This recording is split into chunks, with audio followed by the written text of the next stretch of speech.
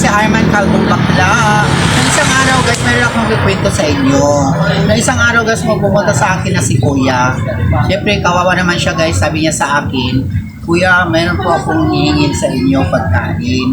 Sabi ko, ano po pagkain? Sabi niya, kasi marami daw yung siyang kapatid, wala daw silang makain, gutom na daw sila guys. Kaya naantig yung puso ko, binigay ko na sa kanya lahat yung mga ulam guys.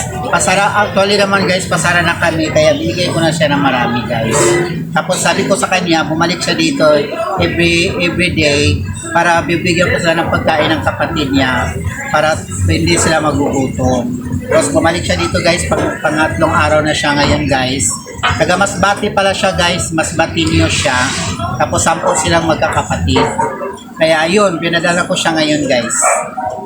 Yan na lang tayo, tulungan natin siya guys para sa kanyang mga kapatid. Thank you, bye bye guys. Wala na? Kuya dali mo na yan kuya lahat.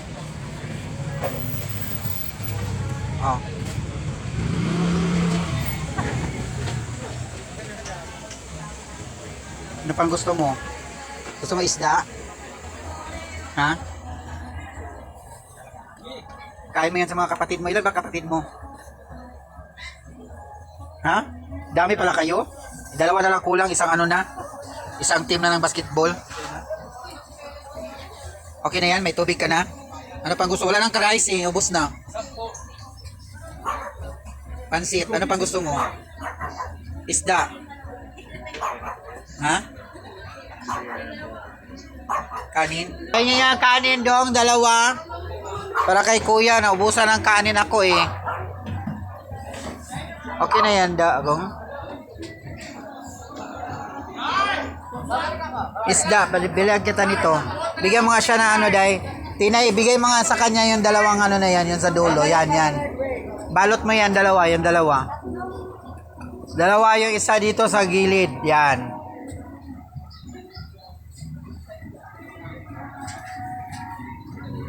Sasara na kasi kami, kaya mabuti bumalik ka. Saan kayo nakatira? Ha? Diyan lang? Sa ano lang? May bahay kayo? Wala? Ha? Sa may tulay? Kain kayo, huwag kayo magpagutom. Basta punta ka na dito pag mga 9:30 na, ha? Kasi sayang eh.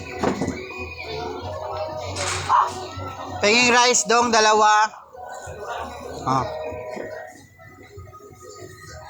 Isda. Saan probinsya mo kuya?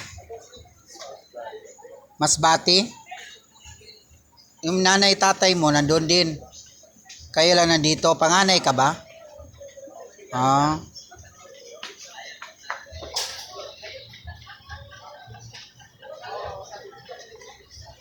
Anong tinitinda mo? Ba't may ganyan ka? Cart ka?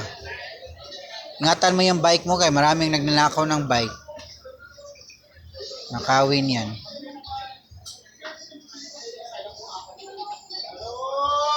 Punta ka dito araw-araw ha? Para makakain kayo ng kapatid mo. Kulangin yan. Wala na kasing kanin, naubusan na. Yan na lang muna.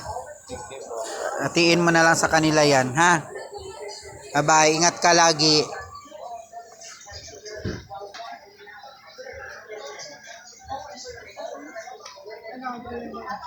Ano sa'yo, kuya? Ayan si kuya, guys. Ha? Sa tulay daw. Tulay daw siya nakatira, guys.